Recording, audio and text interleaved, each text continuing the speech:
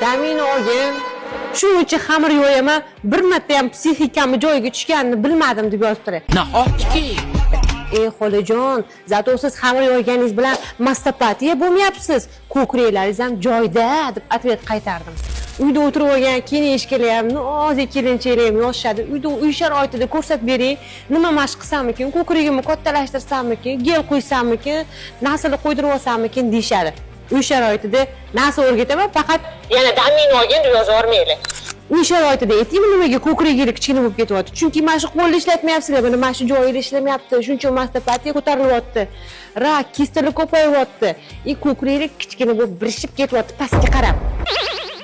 Mana shu qo'lda va mana mamutlarda qayrilayotgan joyingizda imенно shu tochkada ko'kragiga kelgan yo'g'on tomir bor. Shuni ishlashimiz kerak.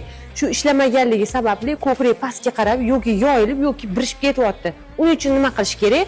Xamir yoyish kerak. Kirlarni qo'lda yuvish kerak. Hech bo'lmasa kichkina farzandlarning kirini yarim soatgina hamma kirini yeb qo'yib, yarim soat kun ora qo'lda yuvish kerak. Qo'lni mana ishlash kerak. Birinchidan psixika yaxshilashadi. Ikkinchidan ko'krak chiroylilashadi.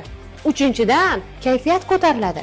Ochiq oydin ko'rsatib bermaydigan mashqlarimiz bor. Uyalamiz, nima qilaylik? Shuning uchun onlayn darsda, offlayn darsda ko'rsatamiz va qo'shimcha vitaminlar aytamiz. Ularni ichish kerak bo'ladi. Semizlar ozdiradigan, ozg'inlar semiztiradigan. Nima vitaminlar deysizmi? Bu hammasi quvvat manbai yoki ishtahani bo'g'adigan yoki nimadir insulinni gormonni tushiradigan vitaminlar emas. Hammasi Muhammad sallallohu alayhi va sallam buyurgan tabiiy yerdan o'sib chiqqan mahsulotlar.